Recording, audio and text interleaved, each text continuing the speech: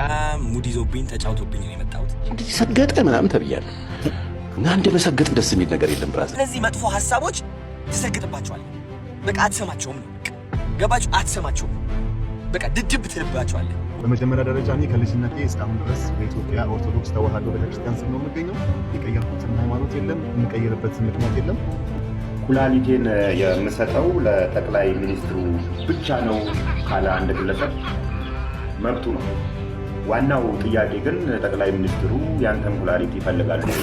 በእግዚአብሔር ፊት ነው የምነግራቸው። በጣም ነበር ዲፕሬስድ የሆንኩት፣ በጣም ያዘንኩት ትናንት። በብዙዎቻችን ቲክታክ ላይ እየገባሁ አረ ፕሊስ ይሄ አይደለም ይሄ ነው እያልኩኝ እንደ እሳት ማጥፋት እየገባሁ ለመነጋገር ሞክሬ ነበር።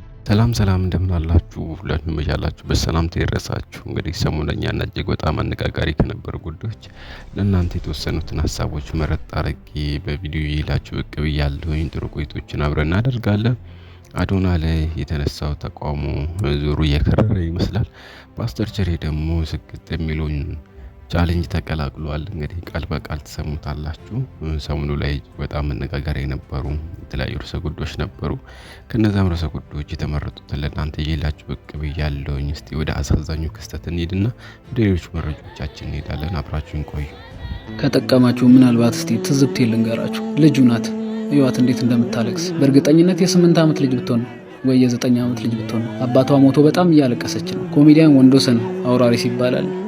ሁላችሁም ታውቁታላችሁ። ከነ ፍልፍሉ ጋር ከነ ኮሜዲያን ደረጀ ጋር በጣም በጊዜው የናኘ በጣም ተወዳጅ የነበረ ልጅነታችንን ያሳመረ ትልቅ ኮሜዲያን ነው በወቅቱ። ግን ያው እንደምታውቁት ኢትዮጵያ ውስጥ ጊዜ ተለዋዋጭ ነው። የትኛውም አርቲስት ተረስቶ የሚሆን ሲሞት አትሊስት ለአንድ ሳምንት እንኳን ሞቱ አጀንዳ ይሆናል። ነፍስ ይማር ብዙ ነገር በቃ ወይ ለልጆቹ ወይ ደግሞ ለፋሚሊዎቹ የሆነ ነገር ይታሰባል። ግን አይገርም? ጊዜ ግን በጣም ተቀያያሪ ነው። ዛሬ ላይ ይህ ሰው ሞቱ እንኳን አልተሰማለትም። ጥቂት ሰዎች ነው እየሰሙ ያሉት። ምክንያቱም በዚህ ሰዓት አጀንዳው ሌላ ነው። ኢትዮጵያ ውስጥ እየተወራ ያለው ስለ ሌላ ነገር ነው። ካሁን በፊት ግን ለሀገር ያገለገሉ ልጅነታችንን ያሳመሩ በብዙ ውጣ ውረድ ያለፉ አርቲስቶች ሲሞቱ ግን አትሊስት ለአንድ ሳምንት እንኳን እነሱ አጀንዳ ይሆናሉ፣ ነፍስ ይማር እየተባለ።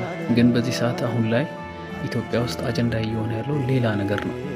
በዚህ መሃል ምልላችሁ ፈልጌ ነው፣ ሁሌ ከፍታ ቢኖር የሆነ ሰዓት ዝቅታ አለ፣ ዝቅታ ቢኖርም ከፍታ አለ። በሰዎች ብትከበቡ፣ አንድ ሰሞን ተወዳጅ ብትሆኑ፣ በጣም በሰዎች የምትፈለጉ ሰዎች ብትሆኑ፣ ከእናንተ ውጪ ሰው የሌለ እንኳን ቢመስላችሁ፣ በሰዎች እንኳን ባትከበቡ፣ ማንም ከጎናችሁ ባይኖር፣ አጠገባችሁ ሰው ባይኖር፣ ተፈላጊ ባትሆኑ፣ ታዋቂ ባትሆኑ፣ ሰዎች የማይወዷችሁ ሰዎች ብትሆኑ እንኳን ያልፋል። ሁሉም ነገር አላፊ ነው። የማያልፍ እግዚአብሔር። እንግዲህ በትላንትናው ዕለት ስርዓተ ቀብሩ ተፈጽሟል። ነፍሱን በአጸደ ገነት ያኑረልን ለማለት እንወዳለን። ለቤተሰቦቹ ለመላው ኢትዮጵያ መጽናናቱን ያደልልን። የፓስተር ቸሬ ንግግር አዳምጠን የአዶናይን መልስ እንደዚሁ እንሰማለን። እስከ መጨረሻው ድረስ አብራችሁን ቆዩ። አንዴ መሰለ ልጅ እንደዚህ ሰገጠ ምናምን ተብያለሁ እና አንዴ መሰገጥ ደስ የሚል ነገር የለም ብራዘር። አየህ በቃ እንደዚህ አይነት ስግጠት ከሆነ ራስን ማዳን በቃ እኔ እንደሱ ነው ሰገጤ መሆን ፈልግ። ፓስተር ቸሬ ተቀላቅሏል ይላችኋል። እሺ ፋራ ያለኝ ሰውዬ እኮ ሲጋራ ስላቆምኩ፣ ፋራ ያለኝ እኮ ውጭ ማደር ስላቆምኩ። ማን ነው ፋራ ከኔ ነገስ? በቃ ነገር ተጠበደላላ በነበርኩ እዚህ አራዳ ጠብሳ ቆም ፋራ ከሆንኩ ፋራ መሆን ነው ፈልገው ነው ገባ። ሰዎች እርድና የሚሉት ነገር ምንድነው? በቃ ይሄ የሚመስለውን ነገር ፌኩን ላይፍ ነው እርድና ነው።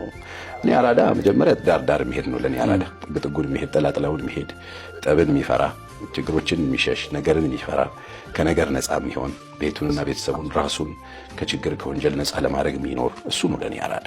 እሱ ነው ለኔ ስማርት። ዛሬንም ነገንም ደርቦ እየኖረ ያለ ሰው እሱ ነው ለኔ ተብዬ አውቃለሁ ልልህ ነው። ተሰብስበው መከረውኛል ተሰብስበው ወደ ነበር እንዲህ አንተን የመሰልክ ልጅ ተብዬ ተመክሬያለሁ። እና ቦዴት ነው መለሰው በጣም ተበላሸ እኮ ተባልኩት። እኔ ሲጋራ ጫት ምናምን ሌብነት አምሳቆም ተበላሸች አለ ተብዬ ኮሚቴ ሆነው ሊመክሩኝ ተሰብስበው እና እኛ ሀገር እሱ ተገለበጠ ነገር አለ። ተገለበጠ የተገጠረ መግጊራ አለ አይደል? ሲጋራ ስታጨስ አረኝ። የኔ እንግዲህ ሲጋራ የእርድና ምልክት ነው በእኛ ጊዜ አይደል? ብዙ አላየውም። ወጣቶቹ በጣም ስማርት ናቸው። ግን ሲጋራው፣ መጠጡ፣ ጫቱ ምናምን ምሽቱ ላይ ምናምን ዘናፈታ ማለት የእርድና ምልክት እሱ ነው። እርድና አይደል ነው ወይ ነው? እኛ እኮ በጣም ራዳንን ብለን ነው እኮ ከሀገር ቤት የመጡ ልጆች ላያችን ላይ መኪና ሚኒባስ ምናምን ቤት ምናምን ሲገዙ እኛ ምንም የለን። አሁንም ሄደህ እናት አልጋ ላይ የተወለድክበት አልጋ ላይ ለመተኛ ትሮጣለህ ማን ነው ፋራ? እኛ ፋራ ያልናቸው ከሀገር ቤት የመጡ ልጆች እላያችን ላይ ሱቅ ገዙ፣ እላያችን ላይ ፎቅ ሰሩ። እኛ አሁንም እዛው ነን። ስለዚህ ይሄ ነው እርድና። እንግዲህ መሰገጥ የሚለው ቋንቋውን ከመጥፎ ቃል ወደ ጥሩ ቃል እየተቀየረ ነው ያለው በአዶናይ የተነሳ። ምን ትላላችሁ እስኪ እናንተ? ጋይስ ዘሀበሻ እንግዲህ ፖስት ያለው ነገር ተመልከቱ። እንደተመለከትኩት ስግጥ ፍምስ የሚለው አይዲያ ወይም ደግሞ ስም በጣም ብዙ ሰዎች እየተስማሙበት ነው ያለው። በጣም ብዙ ሰዎች ደግሞ አይስማሙበትም። በጣም ኃይለኛ ደጋፊ አለ። ከዚህ ሀሳብ ጋር የማይስማማ ደግሞ በጣም ብዙ ሰው አለ። እና እኔ አሁን የቪዲዮ እየሰራሁት ያለው አንደኛ ነገር ለምትደግፉት የሀሳብ እወዳችኋለሁ፣ የሁላችንም ሀሳብ ነው። ለማትደግፉት ሰዎች ደግሞ መጀመሪያ በምን ማስረዳት እፈልጋለሁ መሰላችሁ? እድል እንድትሰጡኝ እንድትረዱኝ እፈልጋለሁ። ለምን ስግጥ ፍምስ እንዳልኩኝ ባይገርማችሁ እኔ ከካናዳ ስመጣ በብዙ ችግር አልፌ ነው የመጣሁት። የዲያስፖራ ህይወት በጣም ሙድ ይዞብኝ ተጫውቶብኝ ነው የመጣሁት። በጣም አይናፋር ነበርኩኝ። ዝቅተኝነት፣ የበታችነት የሚሰማኝ ሰው አስደሳች ነበርኩኝ። ትልቅ ደረጃ መድረስ አላምንም ነበረ የዛኔ ማለት ነው። ወደ ኢትዮጵያ ስመጣ እንግዲህ ከእህቴ ጋር ነው ያረፍኩት፣ which is ምንጣፏ ላይ ማለት ነው። እሷ አልጋዬ ልስጥህ እባክህ እያለችኝ፣ ግን ምንጣፏ ላይ ነው ያረፍኩት። ለ7 ዓመት ሙሉ ካናዳ ኖሬ እንግዲህ አስቡት፣ ተመልሼ ኢትዮጵያ ላይ የእህቴ ምንጣፍ ላይ ስተኛ ይህ ምን ያህል ዳሜጅ እንዳደረሰብኝ ውስጤ ልገልጽላችሁ አልችልም። እና ቁጭ ብዬ ያሰብኩትና እኔ ለምንድን ነው የምሰቃየው? ለምንድን ነው ህይወቴ ወደምፈልገው አቅጣጫ የማይሄድልኝ? ለምንድን ነው የምፈራው? ለምንድን ነው የማፍረው? ለምንድን ነው የምደበቀው? ለምንድን ነው ወደምፈልግበት ደረጃ በቃ ቀጥ ብዬ የማልሄደው የሚል ጥያቄ አይምሮዬ ላይ ሁሌም ጉብ ማለት ጀመረ። ቢካዝ ሁሌም እንዲሳካልኝ እሞክራለሁ፣ እነሳለሁ፣ ግን ወድቃለሁ፣ እፈራለሁ፣ እሸሻለሁ፣ እደበቃለሁ። ገባችሁ አይደል? እና እነዚህ ሁሉ ጥያቄዎች ራሴን ስጠይቅ ያገኘሁት መልስ ምንድን ነው? አንደኛ ውስጤ ላይ የተቀበረ የበታችነት ስሜት እንዳለ ነው። ውስጤ ላይ የተቀበረ እሺ ባይነት አለ። በቃ ሁሌም መስማማት፣ በምፈልገው በማልፈልገው ነገር ሰውን ለማስደሰት ፍቅር ፍለጋ ራሴን ፍቅር መስጠት አልችልም ነበረ። ገባችሁ? ከዛ ደግሞ ምንድነው ፈሪ ነበርኩኝ። የምፈራው ደግሞ ማለት ነው ማንን ነው? የሰው አይን ነው። which is እኔ ለራሴ ስቆም ሰው ካየኝ ቢነቅፉኝስ፣ ቢተርቡኝስ፣ አትችልም ቢሉኝስ፣ ያ ውስጤ ላይ የተቀበረው በራስ አለመተማመን ቢያዩብኝስ የሚል ፍርሃትም ነበረ። ከነዚህ ሁሉ ፍርሃቶች ለማለፍ እድሜ ልኬ ሞክሬያለሁ። ካናዳ ያለው ሞክሬያለሁ። እኔ ቢያልሄድኩበት መንገድ የለም። በጣም ብዙ ነገር ሞክሬያለሁ። ግን በመጨረሻ አይ ቲንክ እግዚአብሔር ልቤ ውስጥ ያስቀመጠልኝ ቃል ብትኖር ሰግጥ የሚለው ቃል ነው። እኔ ማርያምን ነው የምላችሁ፣ ማርያምን ሰገጤ የሚለው ቃል አላቀውም ነበረ።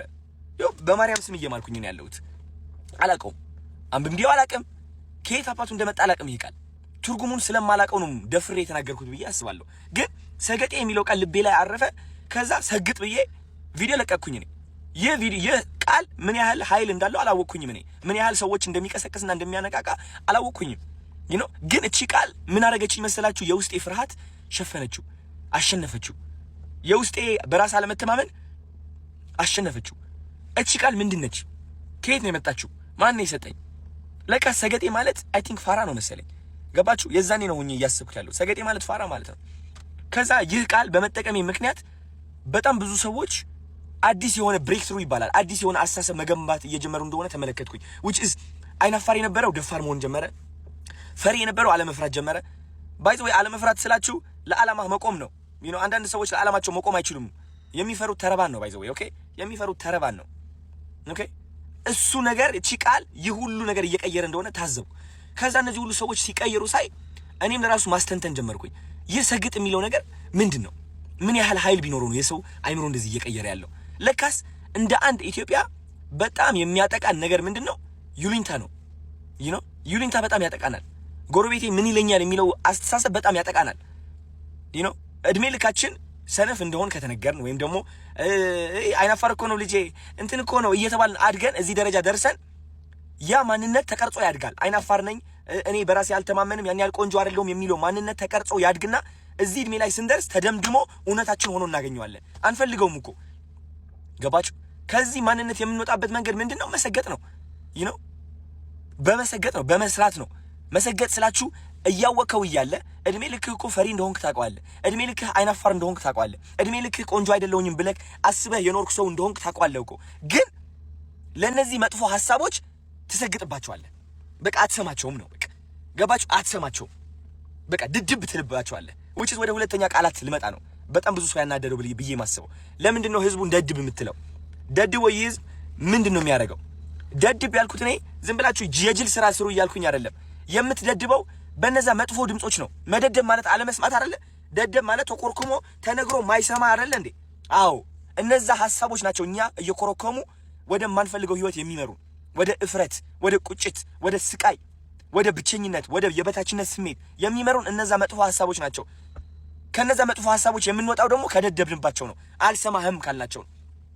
ቆንጆ አይደለህም ይልሃል። ኖ ቆንጆ ነኝ። አይናፋር ነኝ ይልሃል። ኖ አይደለሁም እኔ ደፋር ነኝ። ከሰው በታች ነኝ ይልሃል አይምሮ ማለት ነው። ኖ እኔ ከሰው በታች አይደለሁም፣ ከማንም ከኔ አይበልጥም፣ እኔ ደግሞ ከማንም ሰው አልበልጥም፣ ሁላችንም እኩል ነን፣ ግን እኔ አንደኛ ነኝ። አየህ፣ እንደዚህ አይነት ድፍረት ከራስህ ጋር ለማምጣት እነዛ ድምጾች መክዳትና አለመስማትን ያስፈልጋል። እኔ የተጠቀምኩበት ቃላቶች ደግሞ እነዚህ ድድብ የሚለው ስግጥ የሚለው ቃላቶች በጣም ኃይለኛ የሆኑ ቃላቶች ከመሆናቸው የተነሳ ሰርጸው ይገባሉ፣ የሰው አይምሮ ሰብረው ይገባሉ። እነዛ መጥፎ ሐሳቦችን በኃይለኛው ነው የሚሰብሩት። ለምን ይመስላችኋል ቲክቶከር የበዛው በዚህ ጊዜ? ኢትስ ቢካዝ እነዛ መጥፎ ሐሳቦች እስካሁን እያሰሩት ነበረ። አሁን ግን ከነዛ ሐሳቦች መውጣት ችሏል። አብዛኛው ሰው በራሱ መተማመን ችሏል። ለመጀመሪያ ጊዜ ራሱን ማፍቀር ችሏል። እና እንደዚህ አይነት ነገር ነው መፍጠር የቻልኩት እኔ። ስለዚህ ከዚህ ሐሳብ ጋር የማትስማሙበት መንገድ እኔ ሊታየኝ አልቻለም። እንደ በጣም ብዙ ተከታታዮች አላችሁኝ አሁን ይህ ቪዲዮ የምትመለከቱ ሳትናደዱ የሆነ እኛንን ትክክል ብላችሁ ለመፎከር ሳትሞክሩ ቁጭ ብላችሁ እንደዚህ ሐሳባችሁ ብታጋሩ እነዚህ በሰግጥና በድድብ ለበረከቴ ስግጥ ለበረከቴ የሚለው ነገር የማይስማሙ ሰዎች ለማሳመን ብንሞክርስ ሁላችንም ሆነ እንዴት እያገዘንና ህይወታችን እንዴት እየቀየረ እንደሆነ ለማሳየት ብንሞክርስ? እስኪ ቪዲዮ ልቀቁ ጋይስ። በእኔ ሐሳብ የምትስማሙ ከሆነ ቪዲዮ ልቀቁና አወንታዊ በሆነ መንገድ ለማስረዳት እንሞክር። እንዴት እነዚህ ቃላቶች ፍቅር እየገነቡ እንደሆነ ኮንፊደንስ እየገነቡ እንደሆነ እስኪ እናስረዳ። ወይስ እኔ ብቻዬን ነኝ ተሳስቻለሁ እንዴ? ገባችሁ? አብረን እስኪ እናስተምርና እናሳይ። ስፔሻሊ የተማራችሁ ሰዎች፣ ዶክተር የሆናችሁ ሳይንቲስቶች፣ ትልቅ ደረጃ ያላችሁ ማለት ነው። እውነቴን ነው የምላችሁ። በዚህ ሐሳብ የምትስማሙ ከሆነ እባካችሁ ወደፊት ውጡና ተናገሩ። የማትስማሙበት ከሆነ ሁላችሁም ደግሞ ከዚህ ሁሉም በማስረዳት በኋላ ካልተስማማችሁበት መናገርም ትችላላችሁ እንደዛው። እኔ እውነቴን ነው የምላችሁ ቁጭ ብዬ የመመልከት አቅሙ አለኝ። የሆነ ነገር ትክክል ካልሆነ ይቅርታ የምል ሰው ነኝ፣ ትክክል ካልሆነ ማለት ነው። ገባችሁ አይደለ? ስለዚህ እባካችሁ ኮሜንት ብቻ ሳይሆን ቪዲዮም ልቀቁና ሐሳባችሁ ግለጹ። ስግጥ የሚለው ቃል ድድብ የሚለው ቃል ለበረከቴ ማለት ነው ህይወታችሁ በምን መንገድ ነው የቀየረው? ቁጭ ብላችሁ ቪዲዮ ሰርታችሁ እንድትለቁልኝ ይፈልጋለሁ ጋይስ። እናስረዳ እንዴት እየተቀየርን እንደሆነ፣ እንዴት ወጣቱ እየተቀየረ እንደሆነ። የበለጠ ነገር እየተፈጠረ ነው ያለው፣ ፍቅር ነው እየተፈጠረ ያለው። እኔ ደግሞ ልንገራችሁ ከፍቅር ውጪ ምንም አልፈልግም። እኔ ፍቅር ነው የምፈልገው። ዳስት እኔ በጣም ሰላም የምወድ ሰው ነኝ። በጣም እኔ ልንገራችሁ እኔ ከምን ጋር ነው ፍቅር የያዘኝ? ከተፈጥሮ ጋር ፍቅር ይዞኛል፣ ከእግዚአብሔር ጋር ፍቅር ይዞኛል። እግዚአብሔር ከዛ ውጪ ምንም የለኝም። እኔ ምንም ያዝኩት ሐሳብም የለም። ገባችሁ አይደለ? ሰላምን ነው የምፈልገው። እውነቴን ነው የምላችሁ። ረዳት ለፈለገ ሰው እንግዲህ ቃል በቃል ለማስረዳት ሞክሯል። ሐሳቡም ግልጽ ነው መቀበል ለሚፈልግ ሰው። ነገር ግን ያው አንዳንድ ጊዜ ሰዎችን ለመጣል የሚደረገው ጥረት በጣም ትልቅና ሰፊ ከመሆኑ አንጻር መረዳት የማይፈልጉ ሰዎች ብዙ ናቸው እያስባለሁኝ። ሰሞኑ ላይ ሁላችሁም የምታደንቁትና የምትወዱት አርቲስት ሙዚቀኛ እምነቱን ቀይሯል የሚል መረጃዎች ተሰራጭቶ ነበር። እስቲ ይህንን መረጃ አረጋግጠን እንመለስ። ገብረ እግዚአብሔር ወይም ሰሙ ነኝ። ዛሬ ወደ እናንተ የመጣሁበት ምክንያት በሶሻል ሚዲያ እየተዘዋወረ ስላለው እኔም በተመለከተ ሃይማኖት ቀይሯል እየተባለ ነውና እሱን ክሊር ለማድረግ ነው። በመጀመሪያ ደረጃ እኔ ከልጅነቴ እስካሁን ድረስ በኢትዮጵያ ኦርቶዶክስ ተዋህዶ ቤተክርስቲያን ስር ነው የምገኘው። የቀየርኩትም ሃይማኖት የለም፣ የምቀይርበትም ምክንያት የለም። የሌሎቹን ሃይማኖት ሁሉንም አከብራለሁ፣ ሪስፔክት አደርጋለሁ። ላይ እንግዲህ በተለያዩ ማህበራዊ ሚዲያዎች ላይ እምነቱን ቀይሯል፣ ከኦርቶዶክስ እምነት ተከታይ ወደ ጴንጤ ሆኗል የሚሉ የሐሰት መረጃዎች ሲሰራጩ ነበረ። ይህንንም ለማረጋገጥ ይህ መረጃ ደረስኳችሁ። ቀጥሎ እንግዲህ የምንሰማው ትንሽ ፈገግም ሊያሰኘን ይችላል ይህንን ጉዳይና በደንብ ስሙት። ከዛም በኋላ ደግሞ ሰሞኑን እጅግ በጣም መነጋገሪያ የነበረውን ጉዳይ እንሰማለን። ወደ ቪዲዮ እንሂድ። ኩላሊቴን የምሰጠው ለጠቅላይ ሚኒስትሩ ብቻ ነው ካለ አንድ ግለሰብ መብቱ ነው። ዋናው ጥያቄ ግን ጠቅላይ ሚኒስትሩ ያንተን ኩላሊት ይፈልጋሉ ወይ? የኩላሊት ችግር አለባቸው ወይ ነው። ምን ፈልገህ ነው መለጠፊያ ማለት? ከ120 ሚሊዮን ህዝቦች መካከል ተመርጠው የኩላሊት ችግር የሌለባቸውን አካል እንኩ ኩላሊቴን ማለት የምን መለጠፍ ነው? እባካችሁ እርዱኝ። በየሆስፒታሉ ስንት የኩላሊት ህመምተኛ ባለባት ሀገር ላይ ጠቅላይ ሚኒስትሩ ተመርጠው ኩላሊቴን እንኩ ማለት ምን ፈልገህ ነው? የችጋራሞች ግለሰባዊ መለጠፍ እንለዋለን። መቼውስ ሌባን ተቅበዝባዥ አድርጎ ነው ክርስቶስ የፈጠረው። ስለዚህ ፓወር ፍለጋ መሯባጥ፣ መቅበዝበዝ ግለሰባዊ ሄዶ መለጠፍ፣ ይሄ ግለሰብ መለጠፍ ታሪክ ዛሬ አይደለም የጀመረው፣ የወያኔ ጊዜም ነበር። በእርግጥ በወያኔ ጊዜ መለጠፍ የምትችለው ወያኔ በተባለ የፖለቲካል ፓርቲ ላይ ብቻ ነው። ህዝብ ላይ ሄደ መለጠፍ አትችልም። ብሔር ላይ ሄደ፣ ሃይማኖት ላይ ሄደ መለጠፍ አትችልም። ቀልድ አያውቅም። አውጥቶ ነው እስር ቤት የሚጥለው። ወያኔ በተባለ ፖለቲካል ፓርቲ ላይ ግን መለጠፍ ትችላለህ። ግንቦት በመጣ ቁጥር የስልክህን ጥሪ እንበር ተጋዳ ላይ አድርገህ ያቺን አገልድመ የሰባት ወጣቶችና የአንድ የተሰበረ ሽጉጥ ታሪክን ያችን በጣም ከሌሎች ወገን ማንሰማቸውን መረጃዎች ወደኛ በማድረስ ትክክለኛ መረጃዎችን እንደሚያደርስ ሁላችንም እናውቀዋለን። ይህ ሰው ደግሞ እንግዲህ በማህበራዊ ሚዲያ የተለያዩ ትችቶች ሲነሱበት ነበረ። ያ ማለት ከቀድሞ ባለቤቱ ጋር እና አሁን ደግሞ አዲስ ሚስት አለችው። በሱ የተነሳ በጣም ሶሻል ሚዲያው ላይ ማህበራዊ ሚዲያው ላይ የተሰራጩ የነበሩ ጉዳዮች ነበሩ። ውስጥ ቃል በቃል ከራሱ አንደበት እንሰማለን። አብራችሁን ቆዩ። ላይ የተነሳውን ይህንን ነገር ክሊር ለማድረግ ያህል ለዛ ነው እዚህ እናንተ ፊት መቅረብ የፈለኩት። በጣም ነው ያዘንኩት። በጣም ነው ያሳዘነኝ። ትላንትና was the worst day, one of the worst days of my life።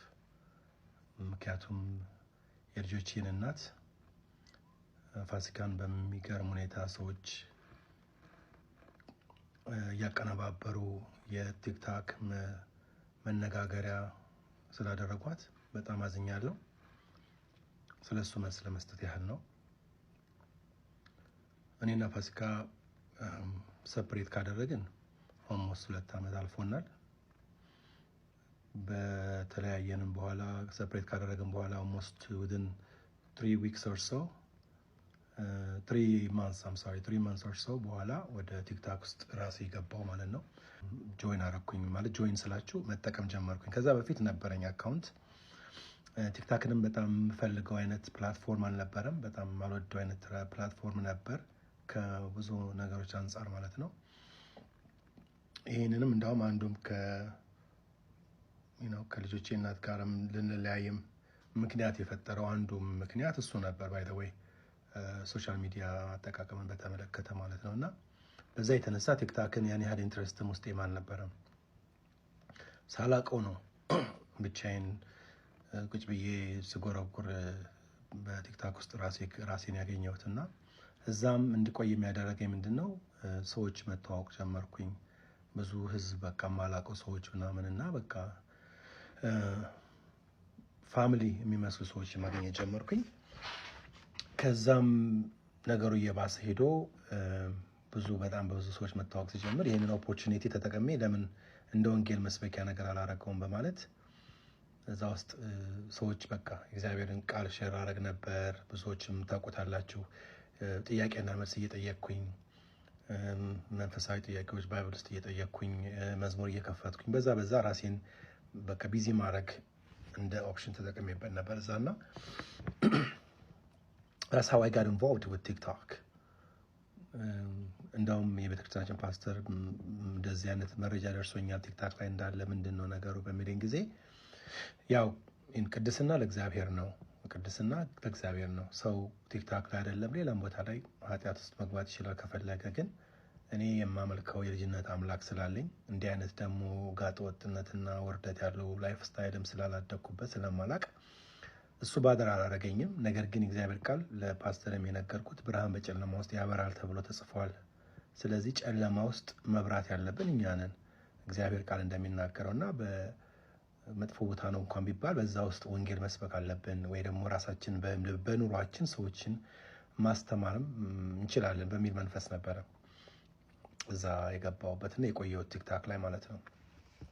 ኦፍ ኮርስ ጊፍትን በማድረግ በዚህ የተነሳ ብዙዎችንም የመተዋወቅ እድል አግኝቻለሁ። በዛም የተነሳ ኢትዮጵያ ለምሰራው ቢዝነስም ቪዲዮዎች ሰዎች እንዲሰሩልኝ ዝም ብዬ በመጠየቅ ብቻ እየተነሱ ሊሰሩልኝ ቪዲዮዎች አሉ። ዶክተሬ በሚባል አፕሊኬሽን ዙሪያ ማለት ነው። ያን ነገር በቃ እዛ መቀመጥ ጀመርኩና የሆነ ታይም ላይ ማላቃት ልጅ መታ ስለኔ ስትናገር ቲክታክ ላይ ስሰማ ደንግጬ ገብቼ አረ ፕሊዝ እንደዚህ የምትዩ ነገር እኔ አይደለሁም፣ ምንም የተፈጠረ ታሪክም ምን የምትዩ ነገር አልተፈጠረም ብዬ ነገርኳት። ነገር ግን አላቆመችም። ሺ ኮንቲኒዩስ። ከዛም የልጆችን እናት ፋሲካ ጋር ደውዬ ማለት ቴክስት አድርጌ ላኩላት። ይሄ የሚባለው ነገር ያንቺ እጅ ካለበት በጣም ነው ማዝነው፣ ፕሊዝ ያልሆነ ነገር ውስጥ ልንገባ ነው እና እንዲያስቆሙ ታርቂያቸው በሚል ጠየቅኳት። በዛ ሰዓት ላይ ያው ፈቃደኛም አልነበረችም። ሰው ምንም ባዘርም አላረኩ፣ ተውኩት።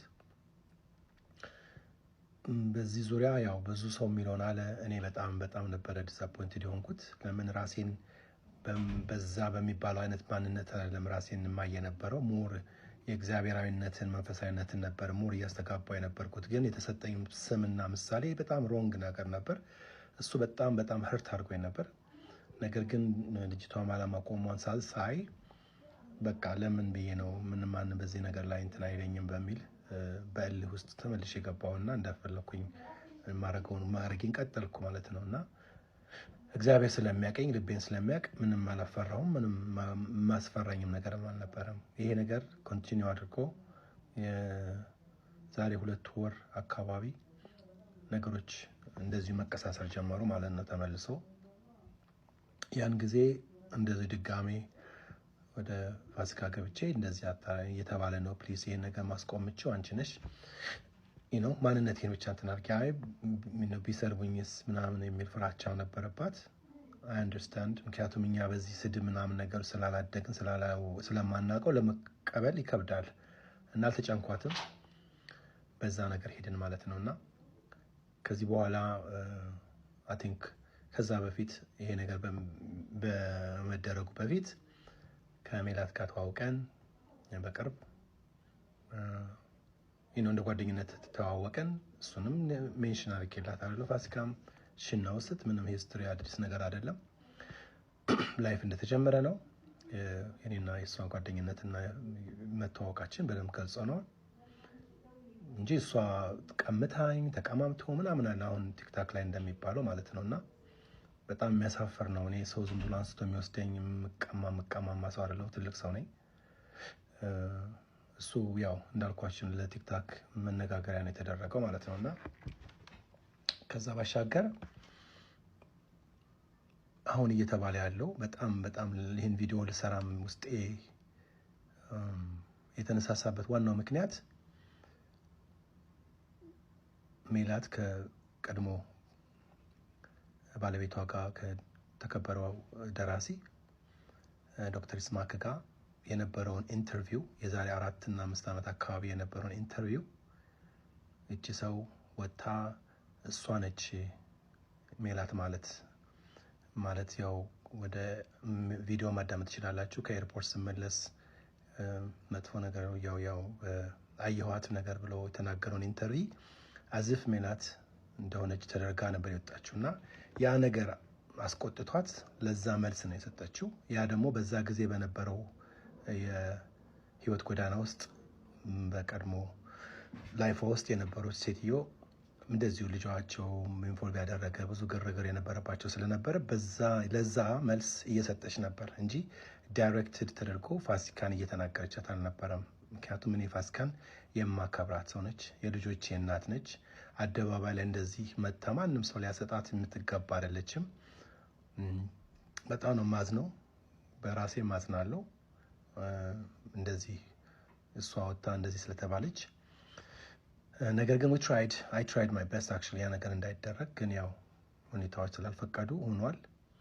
ይህን ነገር ሜላት ስታውቅ እንደወረደች ከቪዲዮ ከላይቭ በኋላ ሰዎች ወጥተው ያን ነገር ሲያቀሳስሩትና የፋሲካን ፎቶ እየለጠፉ ሰደበቻት፣ የጃሽዬን ምናምን እየተባለ የልጄን ስም እየጠቀሱ ሲያስነግሩ ከንፈር የሚያስመጥጥ ሰውን ቁስል የሚነካ እንኳንስ የኛን በጣም መጥፎ የሆነ ንግግሮች እየተነገሩ ሰዎችን ምስኪን እያስመሰሉ የአንዳንድ ሰዎች ግለሰቦች ፍጆታ ዳርገውናል። ለነሱ ላይቭ መክፈቻ፣ ቪዲዮ መስሪያ፣ እውቅና ማግኛ እና ቫይራል ለመውጫ የኔን ህይወት የፋሲካን የልጆቼን በተለይ ደግሞ የምንወደውን የልጃችንን ህይወት መነጋገር አድርገውት በዚህ ደረጃ አሳልፈናል ማለት ነው እና እሱ አሳፍሮኛል። በጣም አዝኛለሁ።